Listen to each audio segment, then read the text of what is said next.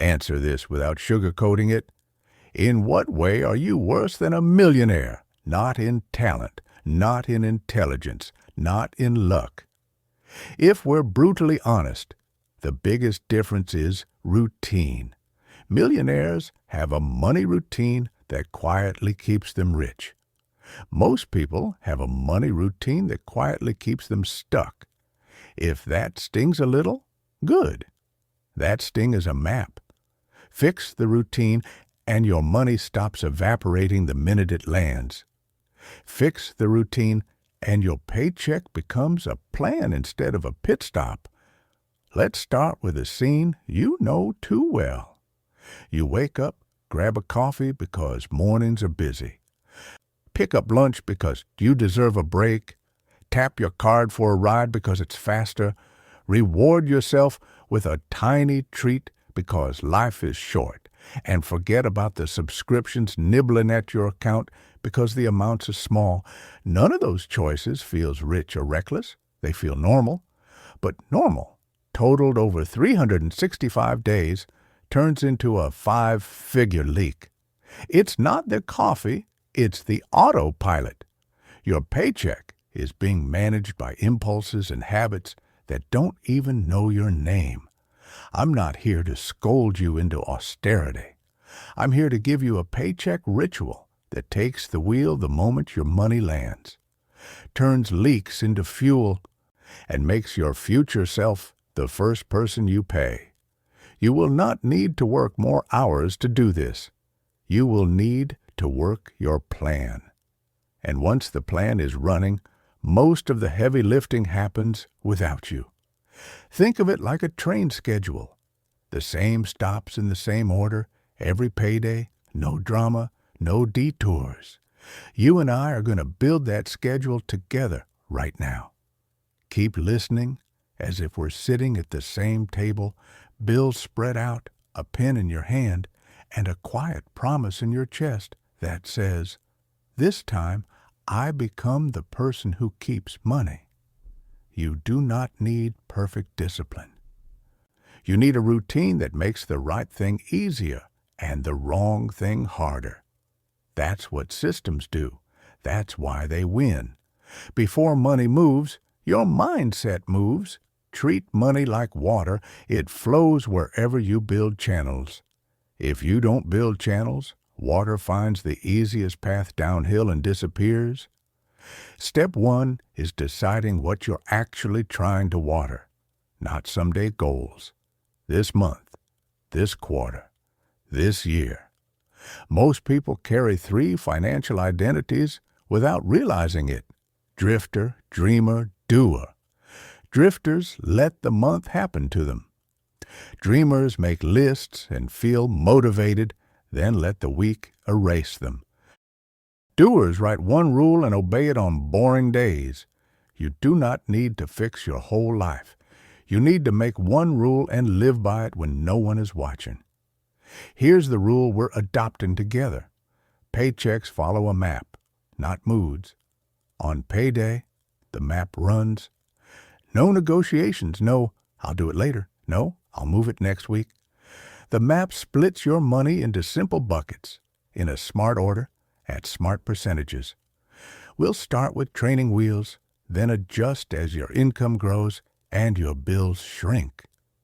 You'll tweak the dials over time. You won't change the order. The order matters. First, you secure your base so emergencies don't wipe you out.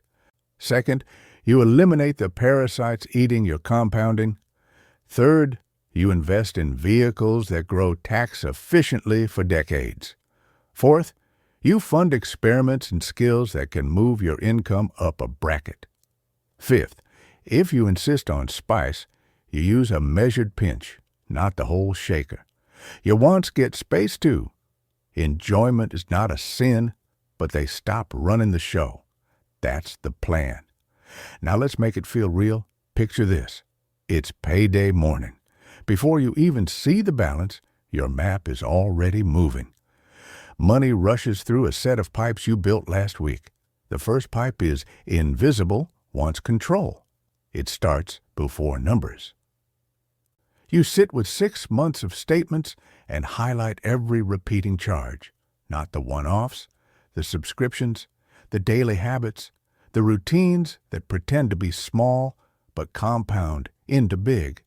You put each into one of two piles, needs and wants. Needs keep you alive and employed, rent or mortgage, utilities, basic transport, basic insurance, groceries, minimal phone. Wants keep you entertained.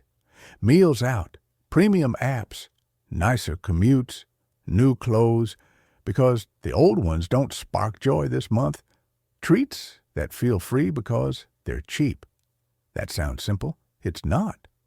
The modern world smuggles wants into your life disguised as needs. The test is this. If you pause it for 90 days, do you lose your job or your home? If not, it's a want.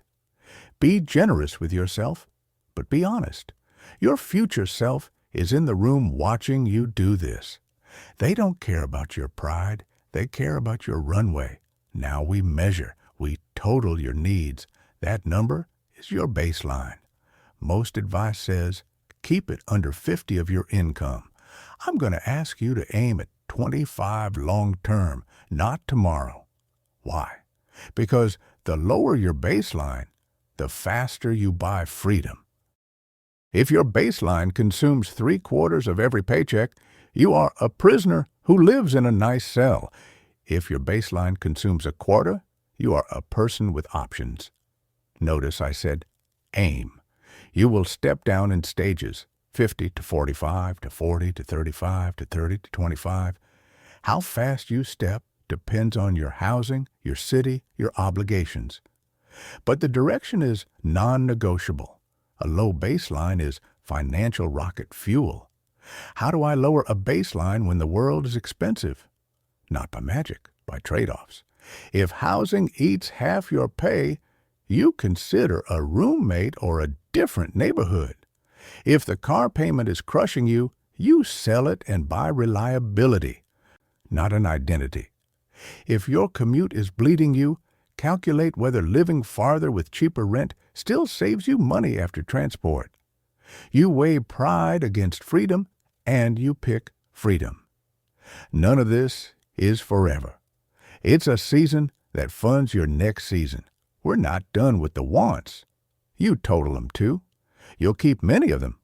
Joy keeps humans human, but you'll give them a curfew. Ideally, wants sit under 25 of your pay. If they're at 35 now, fine. You'll trim. You'll replace high dopamine, high dollar habits with high dopamine, low dollar ones. You'll set a personal rule like this. Every new subscription must evict an old one. No adding without removing. You'll institute a 48-hour delay between I want it and I buy it. And in those 48 hours, you'll move a small automatic transfer to your future first. We are not depriving you. We are redesigning pleasure so it stops renting space in your future. Okay, the map is ready. Let's run your paycheck through it. When the deposit hits, your bank should behave like a well-trained dog. It sits, it stays. It moves only where you direct it. You do this with separate accounts at separate banks named for their jobs. The friction of moving money back from an out-of-sight account is your friend. You use it to protect yourself from yourself on tired days. First channel, the safety net. You send a chunk into a high-yield savings account at a different bank. This is not an investment. This is your emergency parachute. It needs to be boring, liquid, and out of reach until you pull the cord. Aim for 3 to 5 months of your baseline. 6 months is better if your income is inconsistent. This number lives on your fridge. You watch it climb. You do not dip into it unless the word emergency would make sense to a stranger. Car dies? Yes. Job loss? Yes. Last-minute concert tickets? No. It's called an emergency fund, not an I felt like it fund. Keep this channel at 20 of your paycheck, until the fund is full. When it's full, you can redirect this 20 to growth. The point is to build calm. Calm keeps you from liquidating investments at the worst possible moment. Second channel, the parasite removal. High-interest debt is a wealth parasite. It eats your compounding before compounding even gets started. Paying it off is the only guaranteed return I will promise you. If your card charges 24 APR and you pay it off, you earned 24 risk-free. No stock on earth promises that. This is not a moral judgment, it's math. You attack bad debt with urgency. Use the avalanche method, highest interest first, if you can stomach it. Use the snowball method, smallest balance first, if you need quick wins to stay motivated. I prefer a hybrid. Knock out one small balance to build momentum, then avalanche the rest.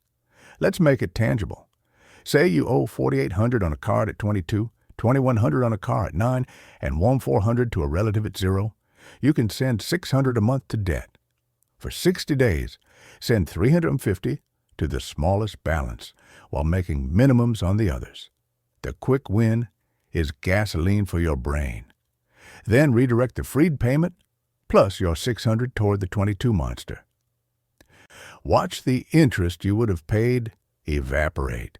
Every month, the parasite shrinks, your effective return rises.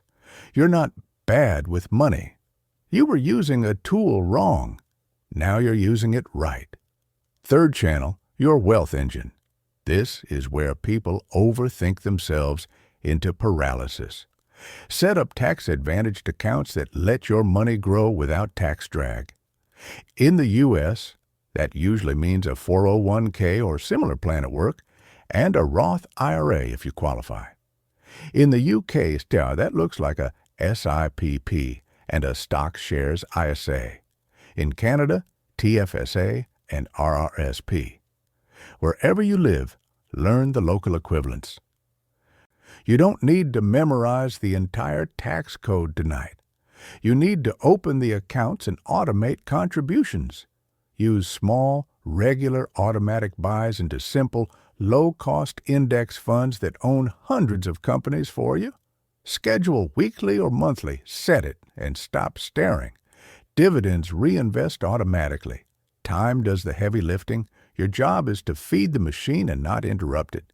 You want a picture of what this looks like? Imagine moving $250 a month into a broad index fund for decades. At an average long-term return of around 8 per year, your money roughly doubles every 9 years. Increase your contribution as your income grows. Add a small bump every January. You'll wake up one day and find the number you thought was ridiculous on a sticky note now lives on your statement. Not because you got lucky, because you got boring. Boring is how wealth sneaks up on you. Fourth channel, your accelerator. This is where your ambition plays. You allocate 5 to 10% of your paycheck to building income you don't currently have. Skills, side hustles, small experiments, micro businesses. Why such a small slice?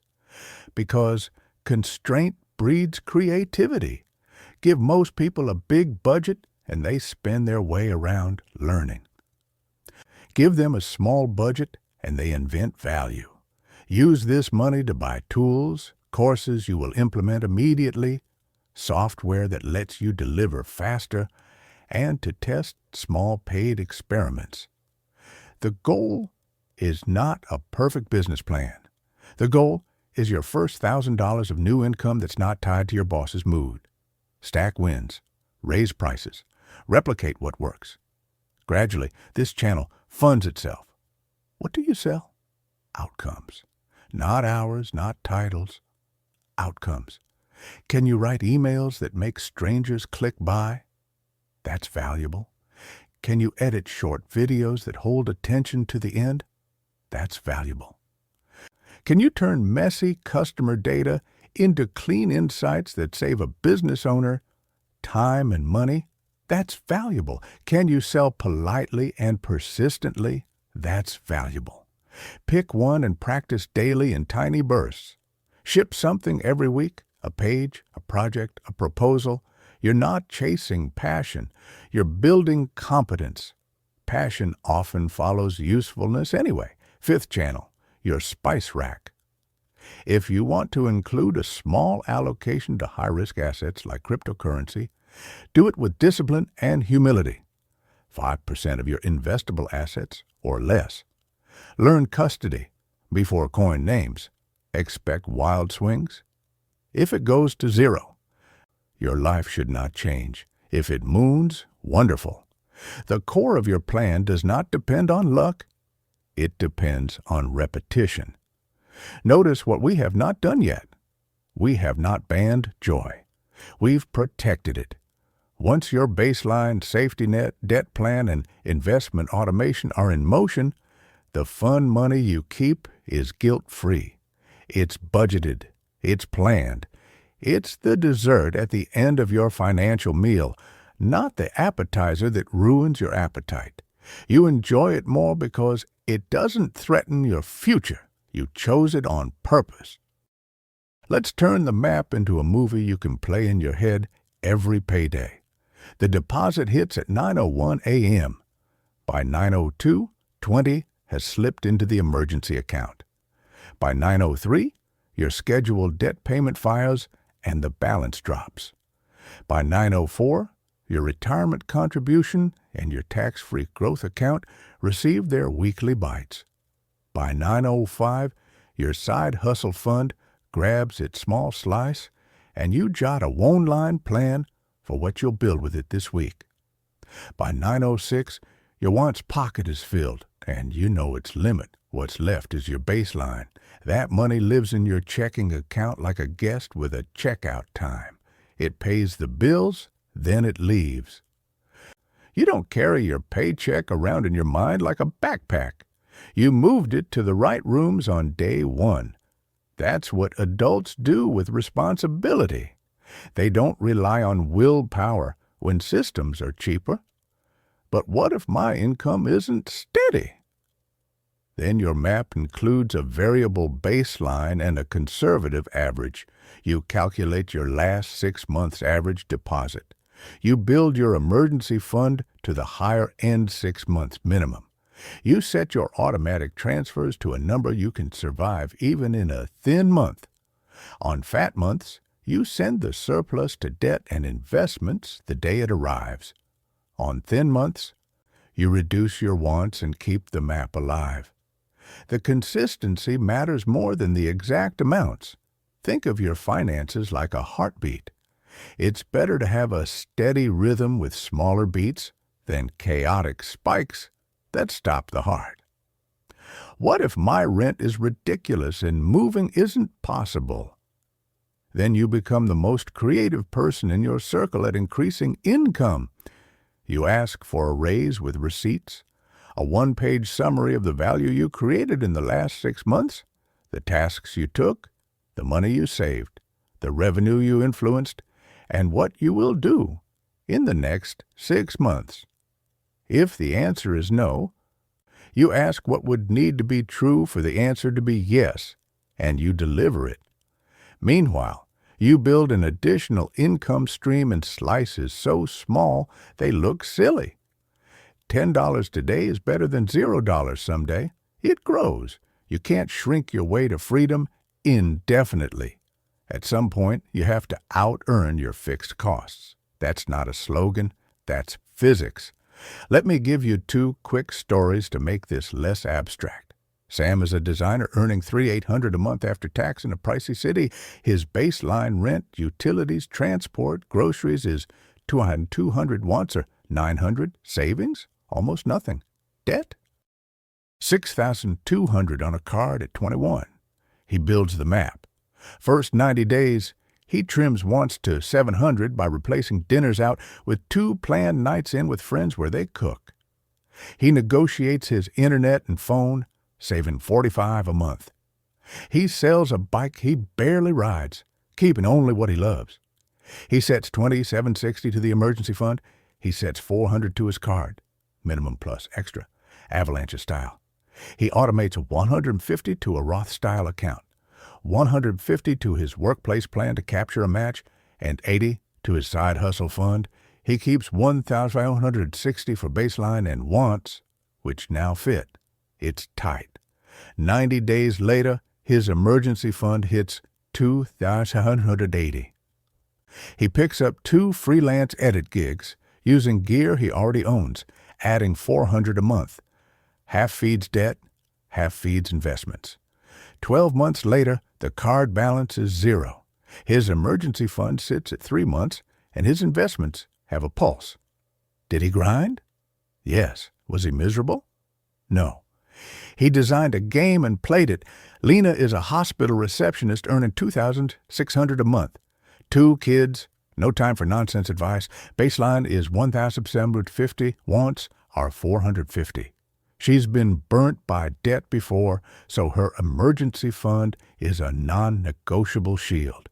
She sets 15 to the fund because food and kids are real. She uses a hybrid debt method to kill a small 900 balance fast, then avalanches a 300 car loan at 10. Her accelerator is tiny, 60 a month to buy supplies to start a weekend microservice making simple celebration boards for local events. She books her first 3 paying customers through a mom group in 2 weeks. That money goes straight to debt. She automates 100 a month to a tax-advantaged account with a target date index fund so she doesn't have to pick investments. 18 months later, she's debt-free. Her emergency fund sits at $5,000, and her side income consistently covers school extras. No fancy software, no jargon.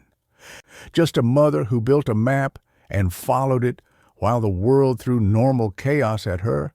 Now, the part of the plan no one wants but everyone needs, discipline without drama. You will slip. You will forget to cancel a subscription. You will press order when you meant to press save. You will have a week where you're proud and a week where you feel ridiculous. The fix isn't shame. The fix is a reset ritual built into your month. On the last Sunday, you run a 45-minute money reset. You open your emergency account and smile at the number. You check your debt balance and write how much you shaved off. You glance at your investments and you do not touch them. You prune your subscriptions. One must go every month until only the useful remain. You add one new low-cost joy to your life to replace one high-cost habit. You send one text to your accountability partner. What you did, what you'll do, where you wobbled. You make money social in a way that supports you. Private shame keeps people stuck. Shared progress gets people free. Let's talk psychology, because money is math wrapped in emotions. Whenever you want to buy something unplanned, ask 2 questions. Is this a want or a need? If it's a want, will this bring me joy beyond the day I buy it? If it will, schedule it in your wants budget next month and savor it. If it won't, take a photo, add it to a 30-day list, and walk away. If it still matters in 30 days, most of the time you'll be in a better position to afford it, and often you'll find you don't care anymore. That list protects you from your own brain chemistry. You are not weak, you are human. You'll also train a new reflex with your windfalls, tax refund, rebate, unexpected check. Split it with your future. A simple rule: 50 to freedom, debt, emergency, or investments. 30 to now, once you'll actually feel. 20 to generosity, someone else's storm you can calm. When good things happen, you practice sharing with the person you will be in 5 years. That person begins to feel real. You start making choices on their behalf. Remember the guaranteed return idea and treat it with reverence. Every dollar of high-interest debt you destroy is money you will never pay again. That relief compounds. Put a sticky note where you see it daily. Killing 20 debt is like earning 20. You are not missing out by paying debt. You are freeing your compounding engine from a brake pad you forgot was there. Now, for the people who want to push the accelerator without driving into a wall, here's how you approach faster, safely. You take a small ring-fenced slice of your money and your time, and you build a service that fixes a tiny, painful problem for a tiny, reachable group of people. You price it low enough to get to yes, high enough that you care, and you deliver obsessively well. You document your process so you can hand pieces off later. You raise the price after every 5 clients. You turn your first 500 into 1,000, then 2,000, then 4,000. You ignore the noise. You focus on your little corner until it grows. That growth, not crypto luck or stock picks, is how most people change tax brackets. I'll give you a 90-day ladder for skills that move income. The first 30 days, pick one: persuasive writing, video editing, basic data analysis, outbound sales, or no-code automation. Practice 20 minutes a day at the same time. Take one micro course. Implement a lesson immediately. The second 30 days, take on 2 small paid projects, even if the pay is symbolic. Deliver on time. Collect 1 testimonial. The third 30 days, narrow your focus to one specific niche and outcome. I write launch emails for small fitness brands beats I do marketing. I edit short reels that hold attention for local restaurants beats I can edit. Clarity increases price. People pay for specialists. You become a specialist by saying no more often. Meanwhile, your map keeps running, safety net grows, debt shrinks, investments accumulate, boredom saves you. We haven't talked about credit scores because they're not exciting, but they're quietly powerful. If you're just starting, open a beginner card, set one bill on autopay, and pay the balance in full every month. That's it. Over time, your score rises, lenders compete, and your cost of borrowing drops.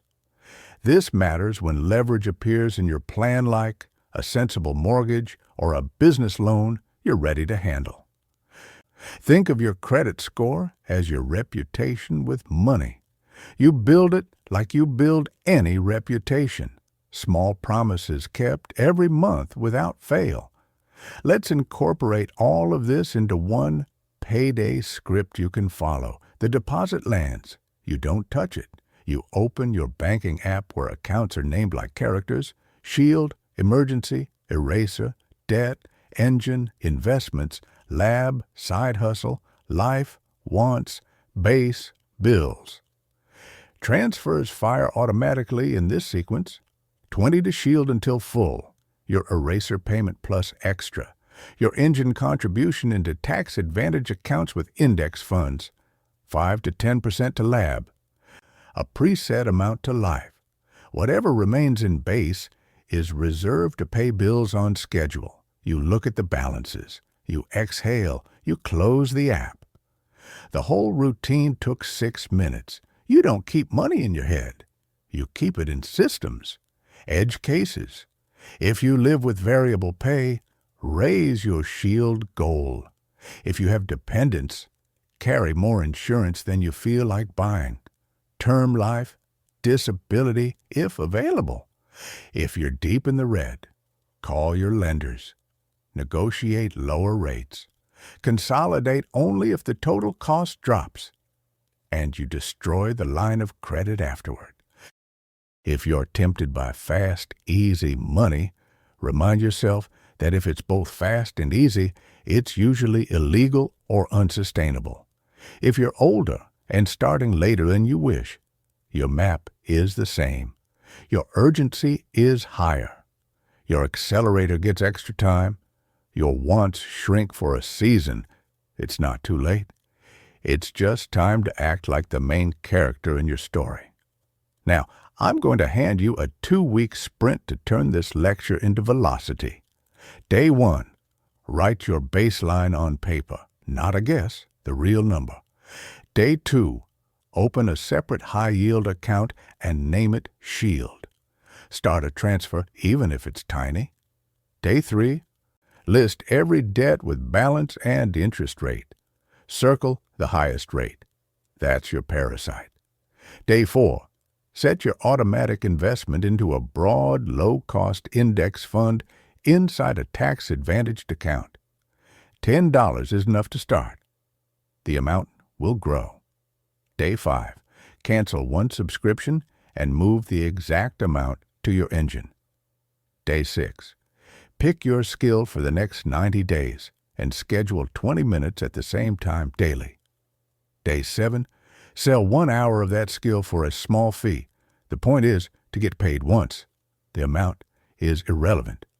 Day 8, create your account names and set the automatic transfers in the order we set.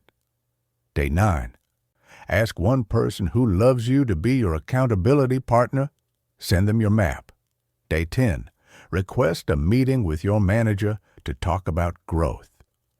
Bring receipts.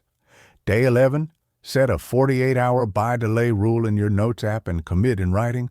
Day 12, write a simple spending story for yourself. I am the kind of person who pays Futurum first. Put it where you'll see it. Day 13, do a 45-minute money reset. Day 14, celebrate with a planned want. Yes, really, joy on purpose is allowed here.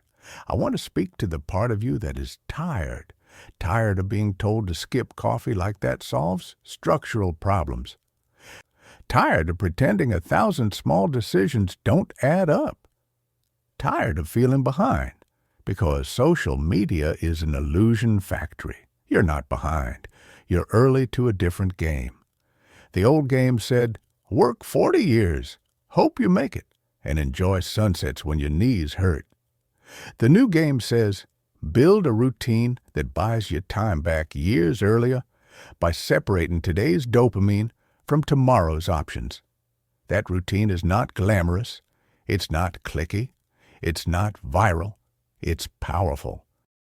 And once it's in place, you will find yourself calmer, stronger, and strangely proud of the person who shows up on payday.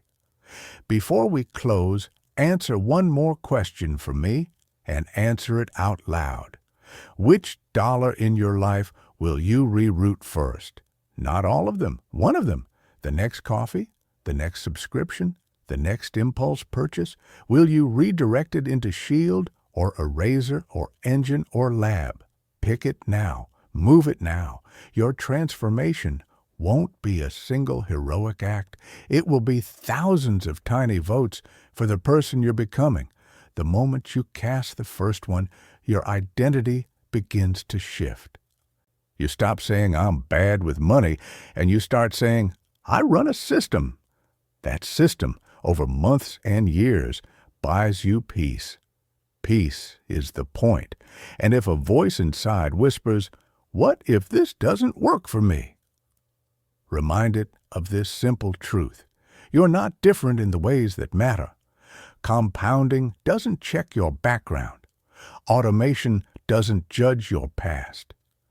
Debts don't grow slower for the privileged and faster for you. The rules apply to all of us. That's the bad news and the miracle. Use the rules. Let time be your ally. Let systems be your guardrails. Let small daily courage be your engine. Then, slowly and all at once, people will look at your life and call it luck. You'll know the truth. You didn't get lucky. You got consistent. You built a paycheck ritual that made wealth your default. And you kept your promise to the future you've been working for since the day you decided to stop leaking and start compounding.